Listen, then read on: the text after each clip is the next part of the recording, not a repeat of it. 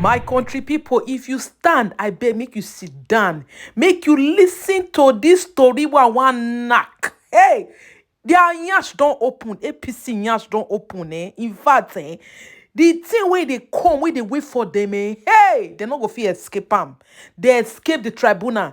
They escape the Supreme Court. But the one way they come for them. Before I go into the main story, gon, make I fair tell una say the eve of the Supreme Court judgment, they can't release BAwA all of a sudden. They not talk what he do. They not talk the reason why they leave am. We all hear Bakara social media catch fire. Say BAwA and the family begin they redress it, they don't release am. Now people can look and say, what thing happen? What thing BAwA would do in the first place when they will arrest am? It can't dawn on people say, what thing BAwA would do? What be offense? When they arrest am, when they talk say make you resign. Now they will come they hear say winds fly in the night, they break pikin die. Not be the wish where fly for nights, then they go talk say na kill the pikin. All of a sudden, we all hear say they release BAwA for nothing. We not fair hear anything. They ought to say they release am. Then the next day they can't give verdict. So the one with favor president will sit down. The question people they raise now be say why they release only BAwA, the EFCC chairman, why they not release the former Central Bank of Nigeria Godwin Emefiele join them. Now so we come the year say since they have released former EFCC chairman Abdulrasheed BAwA, they should also release our brother, former CBN governor Godwin Emefiele. What is fair is fair. Keeping him there after the release of BAwA is an injustice to us. Una trade justice to release BAwA. Make una give verdict where it favor APC.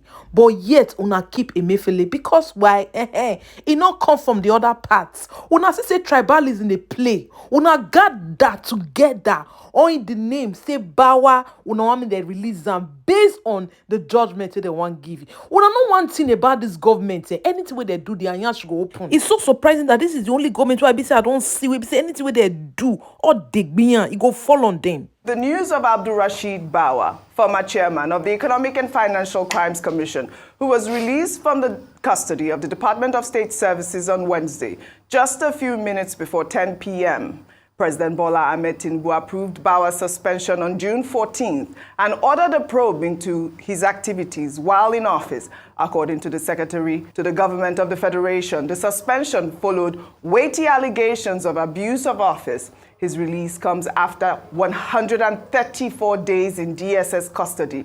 Lawyers and civil society groups faulted his continued detention without charges, describing it as unconstitutional and a violation of his fundamental human rights. Well, in the video now making the rounds on social media, BAwA was seen in a cheerful mood after his release, surrounded by well-wishers.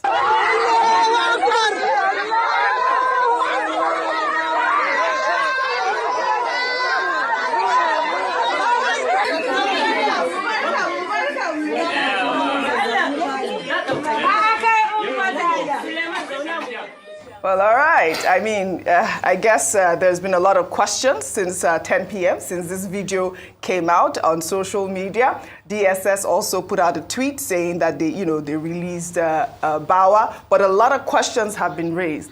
One of them, let me take a tweet from Michael, who wrote, "While it seems you told Nigerians why BAwA was arrested, you also owe it to Nigerians to give them the reason he was released. Are his sins now forgiven? Was his release based on a court order?" Another reaction there from Brother Ba, who wrote, "Former EFCC boss release. 1.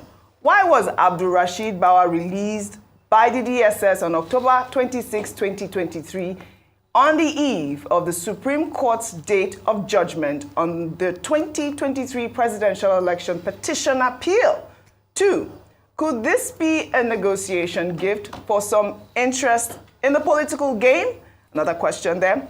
"Where is the plan for Nigeria's good in all these schemes. Following this event, David Udai don't come out, can't talk, say, now because of him, now they put on the 26th for the day where they want to give the final verdict. He said the Supreme Court not get power. He said, in fact, they are trash. He said any court where they want carry TiNubU go for Nigeria, he said no go get head. He said the only people wey be say they don't come together to put TiNubU down. Now the international people wey be say they regulate some kind law wey has to do with criminality. He said so as they talk right now, the next phase of one as soon as impeachment. He said Bola TiNubU no fit escape this. If una see the confidence where David Udai gets when he dey do this interview with the News Central, my country people, this is not a joking matter. The guy was confidently talking. Said Bola Ahmed TiNubU cannot be president of Nigeria. Say all this is what they do, so they waste money. Say no sitting president don't get this kind record of criminality for their life.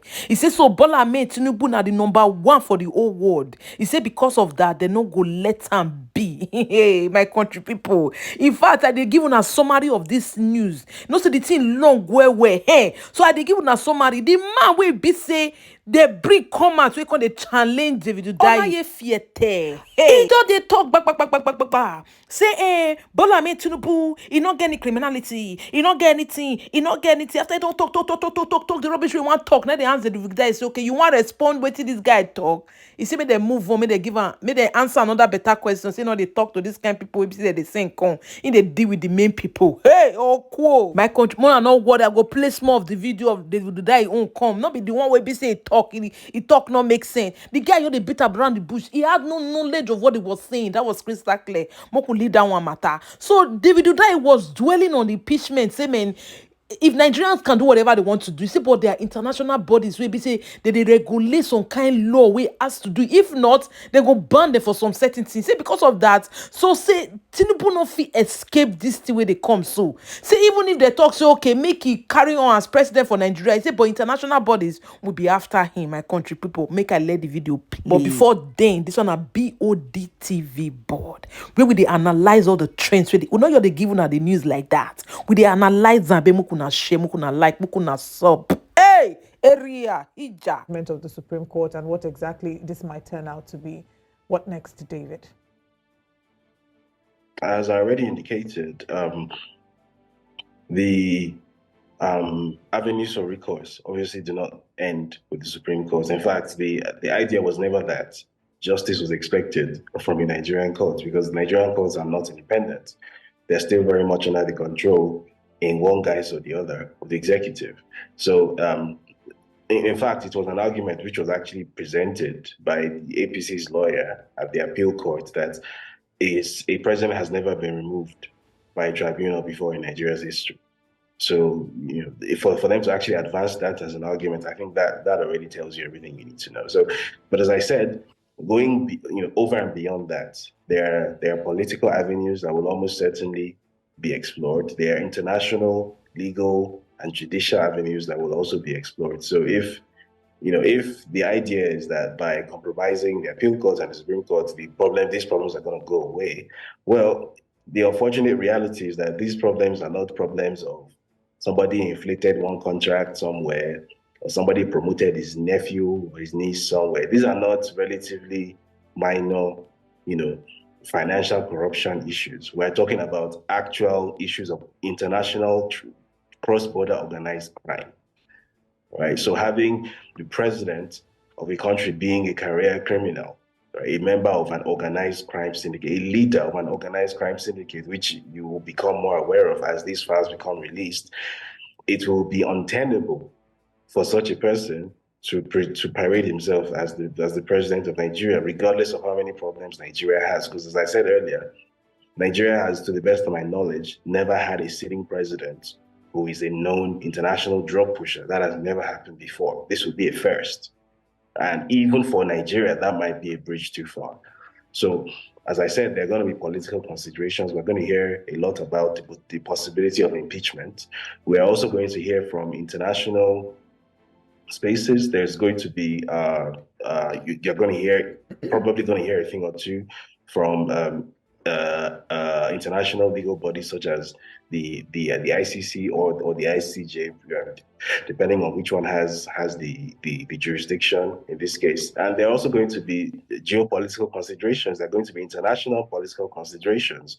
It's when it gets to a point where a president loses legitimacy to the point where he's actually not welcome to travel around the world, where countries will actually not receive this person, which has happened before, maybe not in Nigeria's case, but this has happened before, then that person's position becomes untenable. So unavoidably, this is what is going to happen. So regardless of how many sock puppets they send to social media and to TV to argue that, you know, blue is red and 2 + 2 is 5, the truth is that facts are facts, right? What is written in black and white will be written in black and white. That's not going to change because people come and speak English, right? So regardless of whatever, you know, idea exists in the minds of the president's team that it's possible to go through 4 years or 8 years by browbeating everyone and insulting everyone's intelligence, and somehow that will suffice, as the gentleman you brought on the show today has done. Well, you know,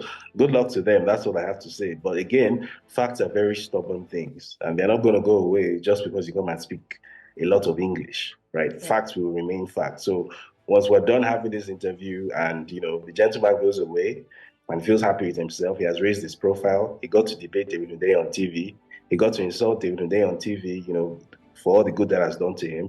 When all that is done, the files are still going to be released. And we're still going to be where we are. We're still going to have to deal with that material reality. And whatever English we spoke here is going to be forgotten in about 5 minutes. So good luck to all of us. This is Bod TV Bod. In case the first time you come here, please don't forget to subscribe and hit that notification bell for more uploads.